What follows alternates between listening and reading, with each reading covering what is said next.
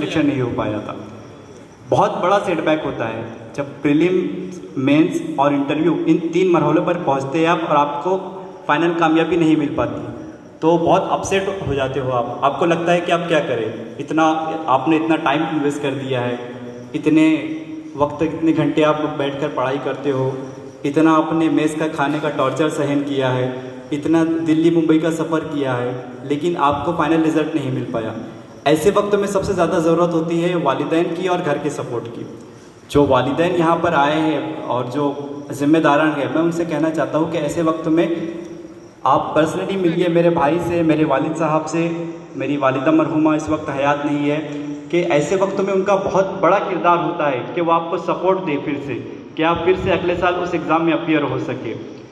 उन्होंने मुझे सपोर्ट दिया, मैं फिर से अपीयर हुआ। 2018 में मैंने फिर से प्रीलिम्स क्वालिफाई किया, लेकिन मेंस का जो इम्तिहान था मेरा वो नहीं हो पाया। तो मैं जो एक स्टेप आगे चले गया तो यूपीएससी में वापस एक स्टेप नीचे आ गया। उसके बाद नेक्स्ट ईयर जब 2019 में मैं अपीयर हुआ, उस साल मैं प्रीलिम्स क्वालिफाई नहीं कर पाया था। आप देख रहे हैं कि 2017 में इंटरव्यू से मेंस, फिर मेंस से प्रीलिम्स, लगातार नाकामियाँ आती जा रही थी। लेकिन मैं मेरे घर वालों का और जो कोचिंग इंस्टीट्यूट्स चल रहे हैं, स्पेशली हज कमेटी ऑफ इंडिया और जामिया मिलिया इस्लामिया दिल्ली का, कि ऐसे स्टूडेंट्स को पहचान कर उन्हें 1 साल के लिए रुकने देते हैं, उन्हें कोचिंग प्रोवाइड करते हैं, उन्हें टेस्ट सीरीज़ देते हैं, जो कि एग्ज़ाम में कामयाबी के लिए बहुत ज़रूरी होती है। 2019 में एक वाक़या और पेश आया। मेरी वालिदा मोहतरमा को कैंसर हो गया था। तकरीबन 1 साल उनका ट्रीटमेंट चला, लेकिन बाद में उनका इंतकाल हो गया।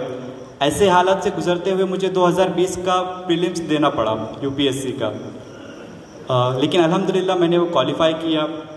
उसके बाद 2020 के जो हालात थे उससे आप सब वाकिफ़ हैं।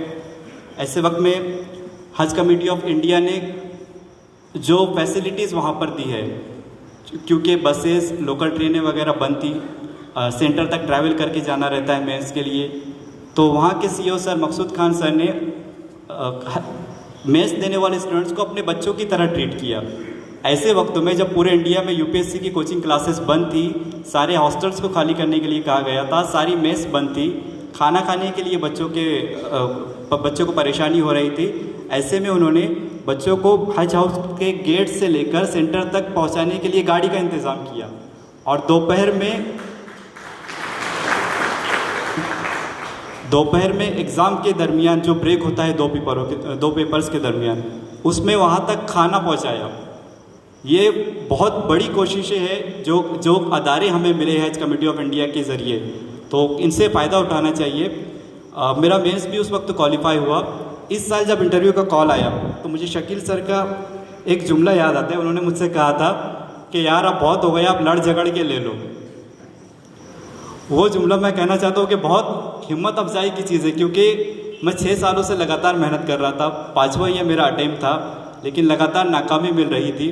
लेकिन अल्हम्दुलिल्लाह अल्लाह ने इस मुकाम पर इस साल मुझे पहुंचाया और 2020 का यूपीएससी में 558वीं रैंक के साथ पास कर पाया हूँ। कुछ बुनियादी चीज़ें जो सबके दिमाग में आती है कि यूपीएससी के लिए बहुत ज़्यादा खर्चा होता है, तो पिछले कुछ सालों में चेंजेस हुए। जिस वक्त शकील सर प्रिपेयर कर रहे थे और जिस वक्त हमने प्रिपेयर करना शुरू किया है, मैं कहना चाहता हूँ कि आपको पढ़ने के लिए पैसा नहीं खर्च करना पड़ता है, आपको पढ़ने के लिए पैसा दिया जा रहा है। इस वक्त मिनिस्ट्री ऑफ माइनॉरिटी अफेयर्स की तरफ से अगर आप यूपीएससी का प्रीलिम्स इम्तिहान क्लियर कर रहे हो तो 1 से 1.5 मंथ के अंदर आपके अकाउंट में 1 लाख रुपया हुकूमत ट्रांसफ़र कर रही है आगे की पढ़ाई के लिए। और जिस तरह इंटरव्यू के लिए दिल्ली जाना रहता है और अखराजात रहते हैं, उसके लिए भी महाराष्ट्र गवर्नमेंट की तरफ से महाराष्ट्र के स्टूडेंट्स को 25,000 रुपये इंटरव्यू प्रिपरेशन के लिए दिए जा रहे हैं। तो इस तरह की चीज़ें अब बहुत सारी अवेलेबल हो गई है, खुसूसी अक़लियती स्टूडेंट्स के लिए। पूरे मुल्क में बहुत सारे अदारे चल रहे हैं। मैं चाहूँगा कि इनसे फैज़याब हो और इसी तरह का रीडिंग रूम्स, जैसे रागिब सर ने बताया, रीडिंग रूम्स और लाइब्रेरी की बहुत ज़रूरत है हमारे मोहल्लों में। हमारे मोहल्लों में चाय के होटलों की या शादी हॉल्स की ज़रूरत नहीं है, लाइब्रेरियों की ज़रूरत है, उसे खोलने की कोशिश की जाए। इसके अलावा उर्दू मीडियम से जो बात बताई जा रही है कि उर्दू मीडियम से एग्ज़ाम, पहले तो बहुत सारे स्टूडेंट्स को या लोगों को पता ही नहीं होता कि ये यूपीएससी का इम्तिहान उर्दू में दिया जा सकता है। यूपीएससी का इम्तिहान इंडिया की जितनी ऑफिशियल लैंग्वेजेस है उन सारी ज़बानों में, हिंदी, गुजराती, मराठी, बंगाली, अब किसी भी ज़बान में ये इम्तिहान लिख सकते हैं। तो जो तलबा ये सोचते हैं कि उनका एजुकेशन उर्दू से हुआ है, उन्होंने 10वीं 12वीं उर्दू से की है, उन्हें अंग्रेज़ी इतनी अच्छे से नहीं आती, वो क्वालिफाई नहीं कर सकते, ये आपकी बिल्कुल पूरी तरह से गलतफहमी है।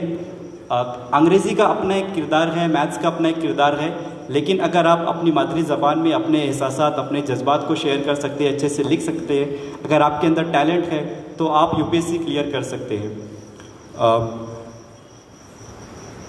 इसके अलावा दूसरी कुछ चीज़ें हैं, मैं कोचिंग्स एकेडमी के बारे में बताना चाहता हूँ। जो मंथली चार्जेस बाहर रहते हैं कि अगर आप बाहर कोचिंग ज्वाइन करते हैं तो आपको 1.5 से 2 लाख रुपया सिर्फ कोचिंग में एडमिशन के लिए लगता है, और इसके अलावा मंथली 7-8 हज़ार रुपया पूरा 1 साल तक खर्चा करना पड़ता है।